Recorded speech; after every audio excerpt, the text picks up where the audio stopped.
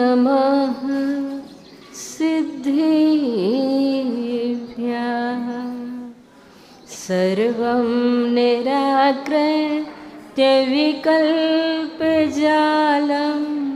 संसारिकान्तार निपातहेतुं विवेक्तमात्मानमवेक्ष्यमाणो निलीयसे तं परमात्मतत्त्वे। अहिंसा परमो धर्म के महावीर भगवान के संत शिरोमणि आचार्य गुरुवर श्री विद्यासागर जी महाराज के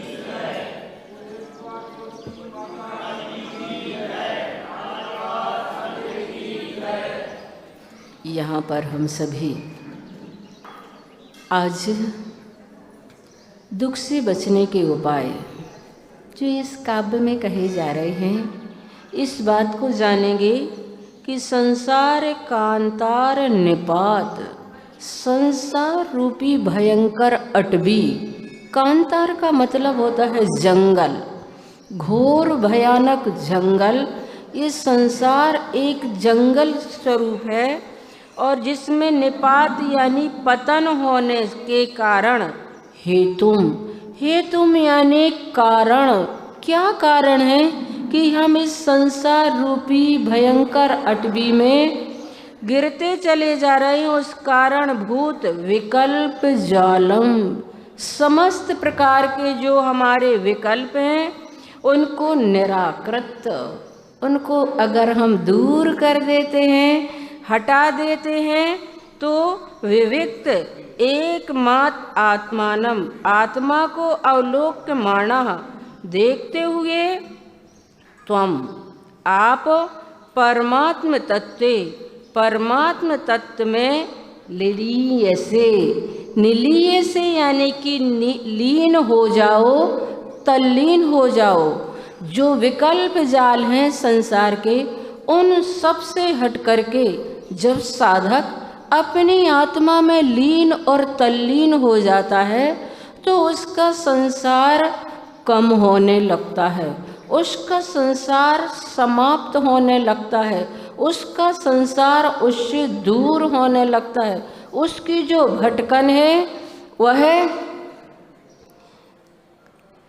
अपने मंजिल को प्राप्त करके आत्म तत्व में खोने में कारण बन जाया करती है। तो बंधुओं, वास्तव में स्वयं को खोजने का नाम समाधि सामायिक के नाम से जानी जाती है।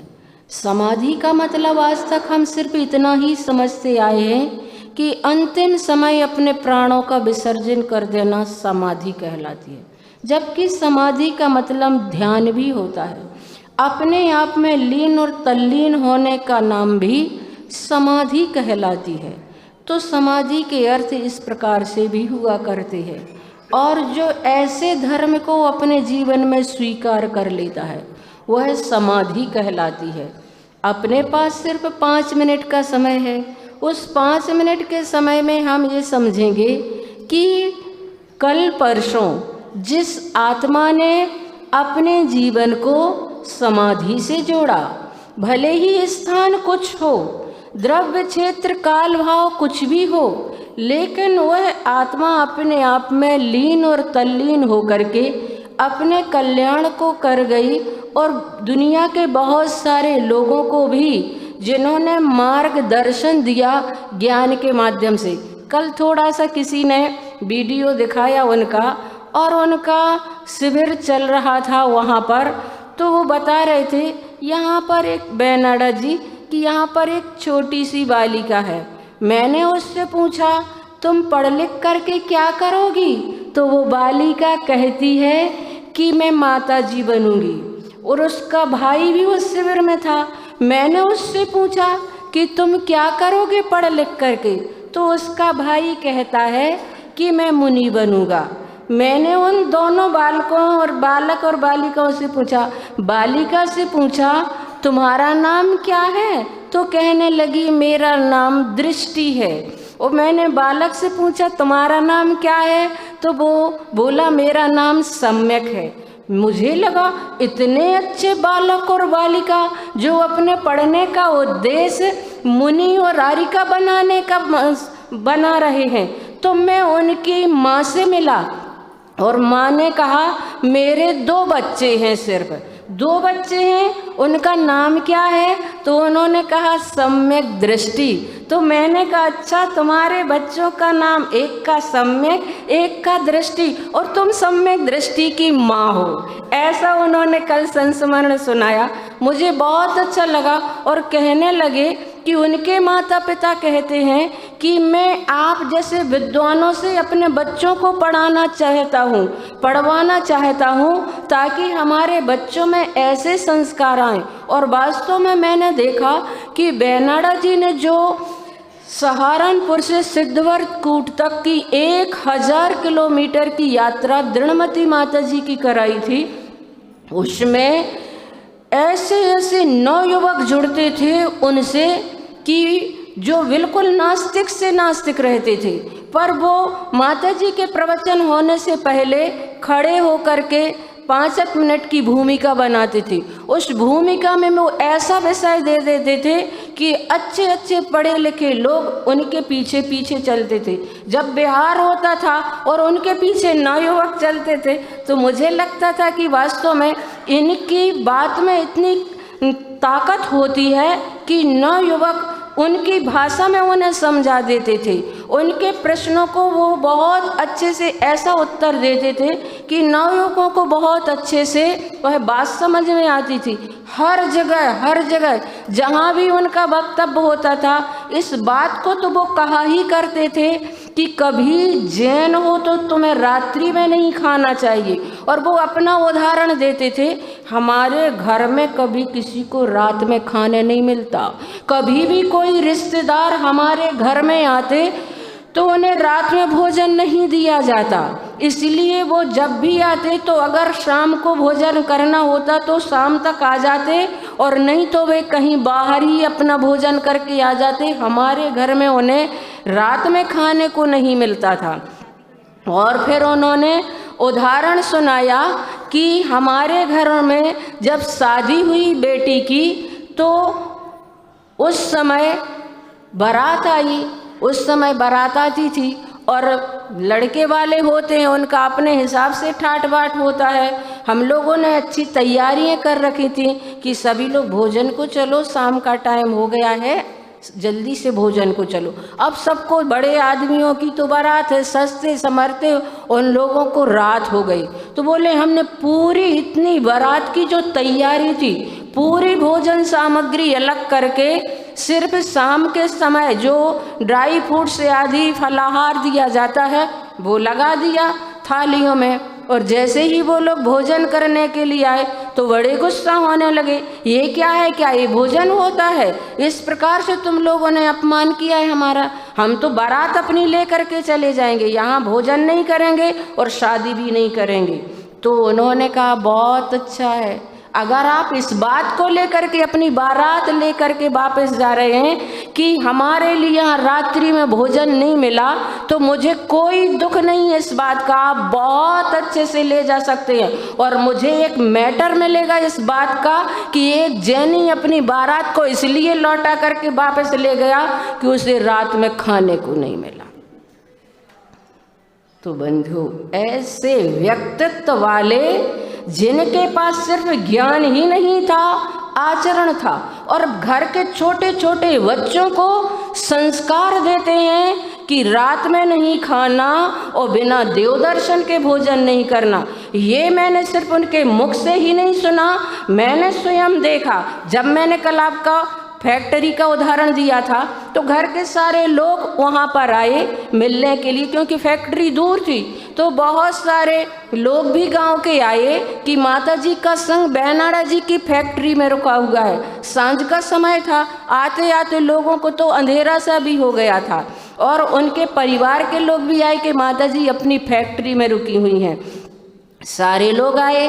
तब लोग खुशी मना रहे थे कि आज 18 माताजियों का संग बेनाड़ा जी की फैक्ट्री में रुका हुआ है। उनके घर के लोग भी खुशी मना रहे थे। एक वृद्ध दादाजी से दिखने वाले जो थे, बेनाड़ा जी वहीं पास में बैठे हुए, तो कहने लगे, बेनाड़ा जी कितनी अच्छी बात है, आपके यहाँ माता जी रुकी हुई हैं, क्या आप मिठाई नहीं खिलाएंगे?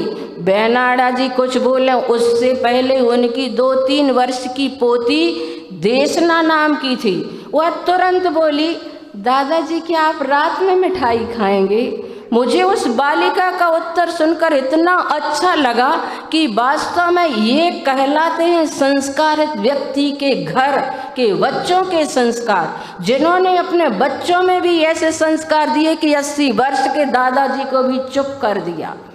तो बंधुओं, वास्तव में ऐसे संस्कार देने वाले बेनाड़ा जी, जिन्होंने अपने जीवन में बच्चों को बहुत प्रोत्साहित कर करके उन्हें आगे बढ़ाया है और धर्म के मार्ग पर लगाया है। और उतनी ही उनके अंदर विनय मैंने देखी। जब भी माता जी के पास आते थे तब स्वाध्याय के लिए बैठते थे, और स्वाध्याय के लिए बैठते थे उन्होंने बताया कि माता जी, आचार्य श्री की आज्ञा नहीं है कि हम धवला जैसे ग्रंथों को पढ़ें। तो हम धवला ग्रंथ तो नहीं पढ़ते हैं, लेकिन जब रेफरेंस देखना पढ़ते हैं तो उतने समय के लिए आरंभ परिग्रह का त्याग करके 16 के धोती दुपट्टे पहन करके उतने विषय को देख लेते हैं और फिर माँ जिनवाणी को विराजमान कर देते। इतनी जिनवाणी की उन्होंने सेवा की और बोलते थे कि मैंने अपने जीवनचर्या को ऐसे विभाजित किया है, सुबह से मैं करणान योग का विषय पढ़ता हूँ, फिर दोपहर में मैं द्रव्यान योग का विषय पढ़ता हूँ, सांझ के समय चरणान योग का विषय पढ़ता हूँ और रात्रि के समय प्रथमान योग के विषय को चारों अनुयोगों पर उनका कमांड था। कल मुनि श्री सुधासागर जी महाराज बता रहे थे कि करणान योग पर जो उनकी कमांड थी वो दुनिया के जितने विद्वान हैं, बोले महाराज जी सिर्फ विद्वानों की बात कर रहा हूँ मैं, त्यागी वृत्तियों और मुनि महाराज की नहीं, विद्वानों में अगर कोई करणान योग पर कमांड रखने वाले थे तो वो रतन लाल जी बेनाड़ा जी थे। ऐसा उनका करणान योग पर। और जब भी हम लोगों को किसी प्रकार से शंका आदि होती और पूछवाते, तुरंत हाथ जोड़ करके इतने अच्छे से नम्रता और विनम्रता से। और जब भी चर्चाएं चलती थीं, अगर माता जी आती थी तो चर्चा के बीच में ही उनको हाथ जोड़ करके बंदामी करके अपनी बात में लगे हुए रहते थे। ऐसी उनके अंदर विनय का परिणाम भी मैंने देखा अपनी आँखों से। 18 आरिकाएँ हम लोग जब दृढ़मती माता जी के संग में थे तो वो रहते थे संग में, और इस प्रकार से तत्व चर्चाएं होती थी कि किसी को उठने की तक इच्छा नहीं होती थी। इतनी गहरी और इतनी सरल चर्चा वो किया करते थे।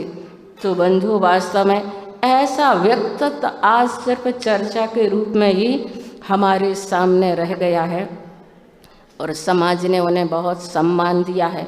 जहाँ भी जाते थे लोग उनके लिए बहुत आदर और सम्मान देते थे। संग में भी सभी मुनि महाराज वगैरह बेनाड़ा जी को बहुत अच्छे से, इस प्रकार से कि हमारे समाज में एक ऐसे विद्वान हैं जो धीमान भी हैं और श्रीमान भी हैं। और मंच से भी कई बार मैंने उनके आचरण के बारे में मुनि महाराजों के मुख से उनकी प्रशंसा करते हुए सुना है। ऐसे बहुत कम क्षण होते हैं जब आचार्य श्री या कोई मुनि महाराज मंच से किसी व्यक्ति विशेष की प्रशंसा करें। मैंने संघ में देखा कभी व्यक्ति विशेष की प्रशंसा नहीं होती, सामान्य से जो विषय होता है वही चलता है। लेकिन बेनाड़ा जी का परिवार एक ऐसा अपवाद के रूप में है जिनकी बड़े बड़े मुनि महाराज संघ सहित जो अपने अपने जगह स्थानों पर हैं, कभी कभार ऐसे प्रसंग होते हैं जब उस परिवार की चर्चा भी प्रशंसा के रूप में मंच से हो जाया करती है। तो बंधुओं, आज उनका आप लोगों ने सुना होगा कि संस्मरण श्रृंखला के रूप में 1 बजे से जिनवाणी चैनल पर चलेगा, 3 बजे तक सभी लोग उनके बारे में गुणानुवाद करेंगे और उनके बारे में जो जिन्होंने जितना पाया है वो वास्तव में, कल एक महिला बहुत अश्रुपूरित भावों से मुनि श्री सुधा सागर महाराज जी से प्रश्न कर रही थी कि महाराज श्री इतनी शांति धारा करवाई, इतना हम लोगों ने भक्तमर का पाठ किया, सब कुछ किया, पर वो असमय में ही चले गए, ऐसा क्यों हुआ, ऐसा क्यों हुआ। वो बहुत रो रही थी, बहुत रो रही थी वो महिला, और प्रश्न कर रही थी महाराज जी कि महाराज जी हमारे गुरु ऐसे असमय में ही क्यों चले। तो महाराज जी ने कहा देखो जो होना था वो तो ठीक है, उनकी कितने वर्षों पहले बाईपास सर्जरी हुई थी और उसमें भी उन्होंने कितने उत्साहित होकर के लोगों को दिया। हम तो अपने स्वार्थ के पीछे रो रहे हैं कि अब हमें कौन ऐसा ज्ञान देगा, कौन हमें ऐसा पढ़ाएगा।